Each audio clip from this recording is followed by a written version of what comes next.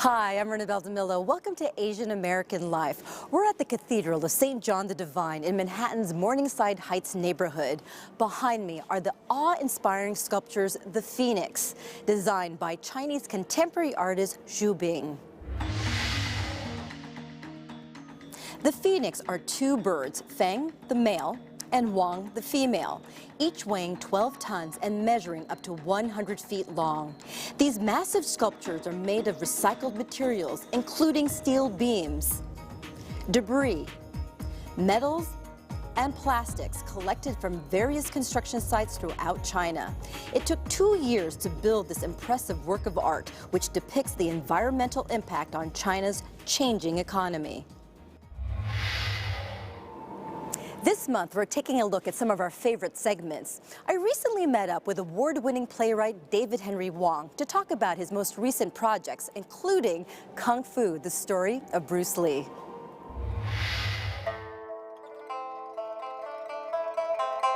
The setting of David Henry Hwang's play Golden Child, which was recently revived at the Signature Theater, is early 20th century China.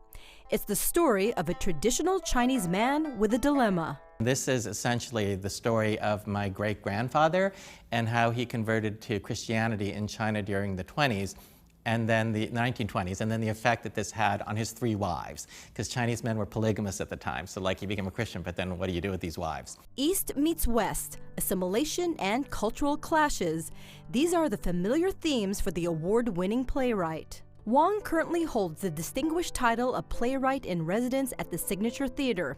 He follows in the footsteps of many great playwrights, including Arthur Miller, August Wilson, and Edward Albee. Hwang, who grew up in California, is the son of Chinese immigrants and is celebrating 30 years in theater. He is not only one of theater's most famous playwrights, but also the most recognizable Asian American to bring the community's narrative to the stage. Although I've written a lot of different kinds of stories in different mediums, when I come back to plays, which are the most personal form, I still seem to be attracted to telling stories about Asians or Asian Americans and those characters. So I guess there's some part of me that as an artist, this is still material I need to work out, and I still find it fascinating. And I think a lot of artists have kind of, you know, a plot of soil that is your most kind of fertile area where your artistic plants bloom. For David, those so-called artistic plants have bloomed into some of theater's most talked about plays, which deal openly and honestly through satire and drama with Asian stereotypes, racism, and assimilation into Western culture. It started with his first play, the Obie Award-winning FOB, about the differences between established Asian Americans and those fresh off the boat. He does it again later in Dance in the Railroad, which was a Pulitzer Prize finalist and also revived recently at the Signature. The story is set during the construction of the Transcontinental Railroad and told through the eyes of 2 Chinese workers and the struggles they faced as they tried to stay connected to the country they left. Then in 1988, Hwang received both a Tony and Drama Desk Award for Best Play for M. Butterfly, based loosely on the real-life relationship of a French ambassador and a male Peking opera singer. And while the theater has been his home base for creativity, Hwang has also branched out into movies and television. He wrote the screenplay for the movie adaptation of M. Butterfly, with actors John Lone and Jeremy Irons playing the leads. And he is the first playwright to collaborate on the small screen, the very small screen. His award-winning off-Broadway play Yellowface has the distinction of being the first play to be adapted to YouTube. In this day and age, a Caucasian playing a Chinese, it's racist, sexist, imperialist, misogynistic. And I didn't even get an audition. He's not right either. Tell Miles to keep looking. Well, tell him there are hundreds. The dark comedy, which addresses the nuances of race, centers on a playwright who accidentally cast a white male as an Asian in a leading role. Hwang famously led a protest against the casting of Jonathan Pryce, who is white as a Eurasian male in the musical Miss Saigon. Marcus is an Asian? See what? I mean, I can tell he's not 100%. Whatever you do, he can't know that you know he's white. To be able to take a play and try to do it on YouTube seem like something that hasn't been done before. But that's part of the excitement of it. It's like the early days of film, and it was really great to get to be part of that, and I loved the way the film turned out. Hwang's next project will bring him back to the stage. Up next at the Signature is the much-anticipated play Kung Fu, the story of one of the most iconic of all Asian movie stars, Bruce Lee. For Hwang, who grew up watching Bruce Lee, it's a story he's been wanting to tell for some time now. You know, I've been wanting to do a Bruce Lee story ever since the mid-90s. And I think it's because I started to feel, the image of China has changed so much in my lifetime. When I was a kid, China was sort of poor and uneducated and dysfunctional. And now it's sort of, if anything, people are worried about having too much power and too much money, and it's the next superpower. And all that happened just in the course of the last 30, 40 years. And Bruce Lee comes along at just the moment when the image of China starts to change. And he becomes the sort of first pop culture manifestation of that. So I wanted to explore that. I wanted to explore sort of what it means to be an Asian American man and the masculinity issues and the challenges that exist, which I think he had to face both as a person and also dealing with the media in Hollywood. Again, Hwang will deal with similar issues of assimilation and belonging, but this time the protagonist is one of the world's most popular icons, which could mean a new audience to Hwang's works. Kung Fu, which originally was conceived as a musical, will now be a play with music, dance, and, of course, martial arts. I hope that what the play is able to do is, of course, he's a martial artist, and of course, martial arts is going to be a big part of the play. But I also hope that the play is able to kind of reveal the human being underneath that. Hwang says no matter what the theme or the message, it really all boils down to telling a story that will resonate with the audience. But basically, at this point, I feel like, my primary responsibility is to be the best writer I can and do the best work I can, because if I don't do that, nobody's going to care what I have to say about anything anyway. Kung Fu opens this month at the Signature Theater. We recently caught up with actor Cole Horibe, who plays the legendary Bruce Lee.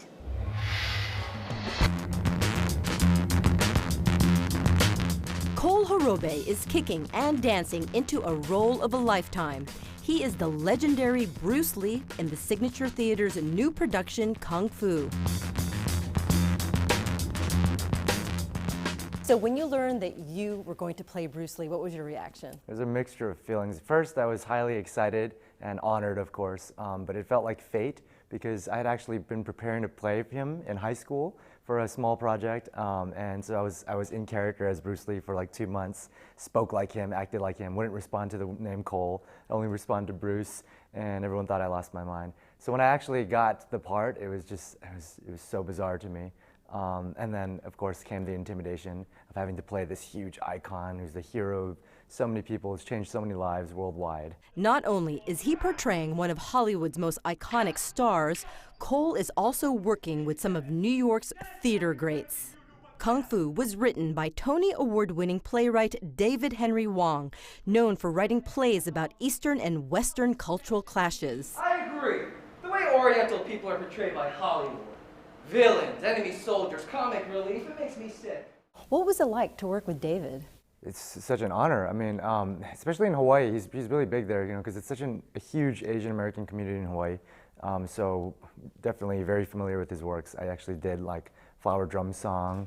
I was going to audition for M. Butterfly, but something else came up.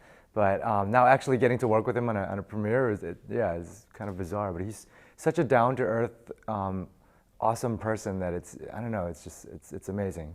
The play tells the early story of Bruce Lee when he first arrived in America and his struggles as an Asian man in Hollywood. What kind of dance school did you go to? People don't really know too much about Bruce Lee and his life. What we do know is what he did, and just this kind of, we know of him as like an icon. He's this martial arts, the father of MMA and all that, but we don't really know him as a person. And I think what David did brilliantly, and Lee, in his plays, is to show his human side and who he was as a person, as a father, as a son, as just a husband, and a human being as a teacher. The story is told through a mix of drama, Chinese opera, dance, and martial arts. For fans of Cole, Cole was the perfect casting. He grew up in Hawaii, has been studying martial arts since he was 4. He went on to win a junior Olympic medal for Taekwondo. How did you get into dance? My sister grew up studying dance, and I would always watch her performances. And she started with a drill team in Hawaii, and then when she transferred to another dance company, it was much more theatrical. There was a lot of storytelling and characterization. That's when I was like, wow, that looks like fun. It's like acting, because I always wanted to be an actor. And my parents are like, well, what do you think about taking dance? And I was like, well, that's for girls. And they're like, no, it could help you get a lot of roles. And, there's all these actors who were dancers, like Patrick Swayze and, Richard Gere. But so I was like, all right, it looks like fun, and I'll give it a shot. Later, he fused dance with his martial arts training and showed those skills off as a contestant on the popular dance show So You Think You Could Dance, where he was second runner-up. It was so intense. I'm shaking right now. Cole is reunited with one of the choreographers he worked with on the show. Sonia Taye, along with fight director Emmanuel Brown, is the person behind the much-talked-about dance sequences in Kung Fu. Again, it all seemed like fate. I don't know, because we just had such a great time working together on the show. We had such great chemistry, and our working spirits are very much similar. I just loved working with her, probably the most of all the choreographers. And I don't know, when I found out she was choreographing, I'm like, wait, how did this happen? I want to know, what cosmic fate caused this to happen? I don't know, but yeah, it's so amazing to share this experience with her as well. Bruce Lee spent most of his career, especially here in the United States, fighting all these stereotypes.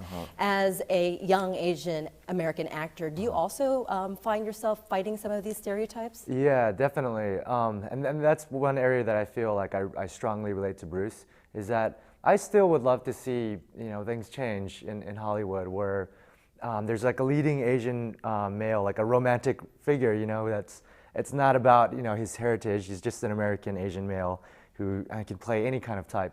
And doesn't have to be like a martial artist or like an accountant or comedy relief or whatever. Because it's crazy. It's getting better, but there's still never been like a leading male type Asian American actor. Oh, could be you. You could be next. That would be the absolute dream come true. I'm Paul Lynn, reporting from Brooklyn. Brooklyn is the home of author Susan Choi. I had a chance to catch up with Susan to talk about her new novel and the landscape for Asian American writers.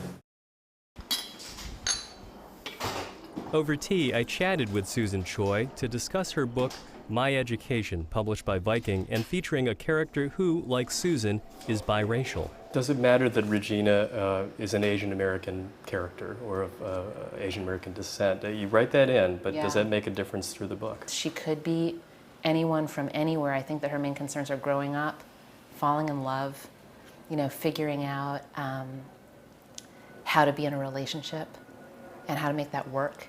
Regina is a 21-year-old graduate student in the early 90s, and she has arrived in a new town to, start a new program and a new phase of life, and feels herself to be very adult, and ends up making a series of terrible decisions and discovering that she's maybe not quite as mature as she thought. In 1976, Maxine Hong Kingston's Woman Warrior broke into mainstream publishing. A decade later, Amy Tan's bestseller, The Joy Luck Club, sold millions. Their success paved the way for other Asian American authors, including Susan Choi, whose first novel, The Foreign Student, took inspiration from her Korean dad. But Asian American writing has evolved as a new generation finds its own voice. That includes Susan Choi. She ended up winning the first Asian American Literary Award, an award that was later won by people like Chimpa Lahiri, who was a good friend of hers, and Ha Jin and others. Since then, she's been a finalist for the Pulitzer Prize. The Asian American Writers Workshop advocates for emerging writers, and it hosts events to showcase diversity in writing. People sometimes, when they come to the events at the Asian American Writers Workshop, expect it to be about, a plucky young Chinese American girl, like assimilating and developing in 1980s America.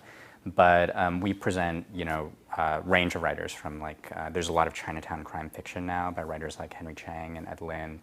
There's a lot of great South Asian political writing around things like drone attacks and the wars in West Asia. There's a burgeoning wave of memoirs by Iranian-American women writers. To have a home where words and books are well loved comes easily for Susan and husband Pete Wells, the New York Times restaurant critic. And for Susan, it runs pretty deep. She was reading and writing at an early age. My mom had a typewriter, and sometimes I would sit and like bang out, little stories. Just, I kind of thought, because I liked using the typewriter, but I realize now also because I just liked telling stories and I liked seeing how they looked in that nice crisp way. So I think already I wanted to be published before I knew it. Susan was born in South Bend, Indiana to a Korean father and a mother of Russian Jewish descent. When her parents divorced, Susan moved to Houston with her mother. Growing up biracial in both places set her apart from other kids, but never uncomfortably so. I was kind of the oddball out. More so in Indiana, where there just weren't that many kids of color at all in my school, and I can still name them for you. The one other Asian American kid. Hi, Cesar Aquino. Wherever you are, I hope you're well. Today, Susan is an accomplished author living in one of the most diverse cities in the world and bringing up a family. I feel like now it's so amazing living in New York in this age, and you look around and like multicultural kids are the norm almost. And they'll all like kind of strut it and brag, like, my son is all like, how Korean am I? Because he wants to be telling his friends, like, I'm a quarter Korean. They often don't believe him because of his appearance. When I was growing up, it wasn't like that at all. And so I think that my characters do reflect that sense of not being part of a category that's instantly recognizable. Not instantly recognizable is how one might characterize the new canon of Asian American literature, in which there's plenty of freedom to write about anything. But while there are many more books now than there were 20 years ago, Ken Chen says groups like the AAWW have much more work to do, since the overwhelming majority of all books that are published and reviewed are still by white male authors. One thing's for sure, Asian American writers are pushing the boundaries of what the publishing world and readers expect. I'm Paul Lin for Asian American Life. The world of jewelry design can be a demanding one for an aspiring entrepreneur. R. Kyung-yoon met with one Brooklynite who's determined to make her mark. She works quietly from a humble workbench at home, but Nancy Leung's unique jewelry creations are anything but low-key. A Brooklyn-based designer, Nancy has a long, creative history in photography and the arts. Her master's in industrial design easily transferred into a sparkling new pursuit. Well, my first love was furniture design, and furniture to me is sculptural. Everything is about shape and how it can work with your body, and with jewelry, it's just a smaller version of that. For inspiration, Nancy never hesitates to celebrate her Asian heritage. I'm a Chinese American, and I grew up with very traditional Chinese parents. And so I think everything I do has some element of that Buddhist balance of nature. And the balance and textures of the natural world often define her designs. Cell patterns, even bacteria, lend shape to her fine jewelry. These are sketches for wedding bands, and a lot of my inspiration comes from nature. I try to look at everything, even at this molecular level versus, something that's right in front of me. A computer provides a 3D perspective of a design concept. Wax carvings set the pattern into a flexible mold, which results in a rough piece, cast in metal and ready for a finishing touch. I'm going to finish off the piece and remove all the excess metal. Nancy's creations include necklaces and leather accessories like these decorative cuffs, which are in high demand right now. Everything I actually make that I sell as a quantity, I do it because I want to do it for myself originally. Something I would wear every day. In every creative process, there are challenges, but Nancy Leung has a simple way to deal with that. The challenge is to keep going. It's like I could have just stopped and said, okay, this isn't working, and just get nervous and not finish. But the challenge is to just keep moving forward. When it comes to fashion, Asian bloggers know what's hot and what's not, and they're changing the landscape of fashion journalism. Grace Chang is a hot mama. That's H-A-U-T-E, and the name of her popular personal fashion blog, Mama is Hot. The fashion designer bought a camera one day and decided on a whim to start posting about fashion, travel, and being a mom. She has found a devoted following from fans who can relate to her personal style. Good thing about the bloggers is that it's just the girl next door that you can relate to versus editor or Vogue. Like, you just never see yourself wearing a $20,000 gown, you know, walking around Central Park. She is one of many Asian and Asian Americans in this digital space who have entered the once hard to break into world of fashion journalism through social media. You'll find them on blogs, Instagram, Pinterest, Facebook, and Twitter. Some have become quite influential. They are known as the super bloggers with millions of followers. There is Rumi Neely, whose blog Fashion Toast led to lucrative sponsorship deals with fashion companies. Susanna Lau, known to her fans as Susie Bubble, was featured in one of Gap's fashion campaigns. Amy Song's Song of Style gets 2 million hits a day. And Brian Boy, the boy blogger from Manila, whose famous pose launched 1 million followers. They are fashion journalism's game changers. I think Asian bloggers have really changed traditional media. The fact that Style Bubble, Susie Bubble's blog, the fact that Brian Boy's blog are now so popular, in some cases getting more traffic than traditional magazines, is making magazines and magazine journalists and editors and designers really pay attention to them. Minh-Ha Pham, a professor at Cornell and herself a blogger, is writing a book on Asian fashion bloggers.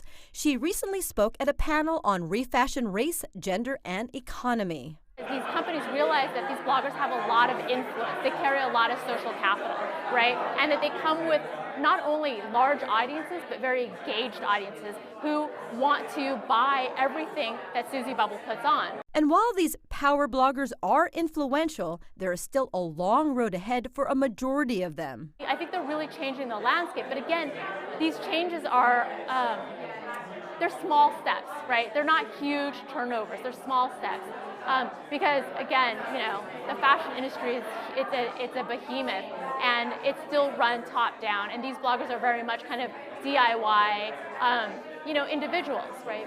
Deanne Yee was this DIY individual when she started Dreams Sequins in 2008. There wasn't really a barrier to entry with blogging, so anybody, and it's so easy to set up on Blogger or WordPress, so it's sort of like, it was kind of like the wild, wild west, where if you wanted to start a fashion blog, you could still do that today, just start one. Deanne works full-time in fashion and blogs part-time, and like most bloggers has not reached the level where she can write full-time. Despite the many years bloggers have been around, they are still considered hobbyists. Really popular fashion bloggers are working at this all day long, and it is work, right? They have to read content, they have to stay up on other blogs. Sometimes bloggers are reading 80 to 100 different blogs before breakfast, right? They have to go to these events, they have to try to get into these events, they have to produce media content that's text and also images. And they have to stay up to date on what's actually going on in fashion. So it's a lot of work, and they put in huge amounts of hours doing this work. The problem is that work isn't yet recognized as work. It's recognized as something that's done for fun and that's not that significant. Pham says today's bloggers are earning a different kind of currency, a social currency, which includes more followers and more hits, which the next generation of bloggers hopes will eventually lead to the kind of currency that actually pays the rent. Hi, I'm Kyung Yoon with the story of photographer Corky Lee, who's been chronicling the Asian American experience.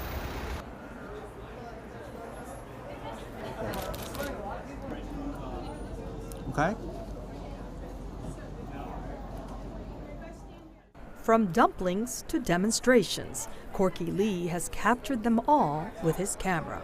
My mission is to transform America one photograph at a time. For more than 40 years, this self-taught photojournalist has been documenting the diversity and richness of Asian American culture and history. Photographs give Asian Americans visibility about their culture and about the history of Asians in this country. And that's my primary mission.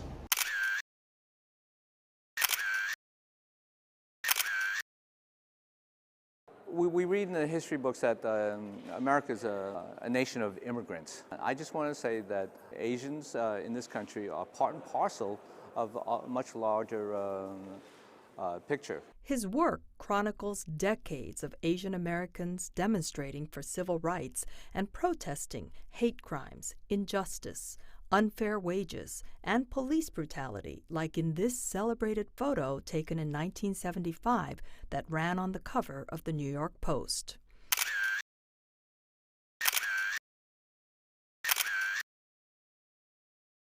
His photos also show the everyday lives of Asian Americans at work and at play, in prayer and in celebration of their vibrant cultures. He has, consistently taken these pictures, and we're so fortunate in our community to have someone like Corky Lee. Frank Shi, the president of OCA Long Island, helped to organize the exhibition. If you look at his work, how many people do you know can show that they document Asian American life the way he does? I can't think of anyone. And so I think he's been like the secret treasure that we have. I wanted to talk about photo documentation and photojournalism. There's basically two different things, and that's why I brought these two photographs up here. You have to remember that photography is all about light. His legacy includes motivating the next generation of photojournalists. Maybe some will come out of this workshop that I'm doing. I know I'm inspiring people left and right, and who knows. And the photograph that Corky Lee is most proud of? The photograph that I talk about the most in recent memory within the last 10 years is the one of the Sikhs that I took on 4 days after 9/11 in Central Park. This individual has a turban, and he has an American flag wrapped around his shoulders. And then to keep the flag from falling off his shoulders, that was taken because 4 days after 9/11, across the country, there were a lot of Sikhs who were facing hate crimes, abuses, and so forth.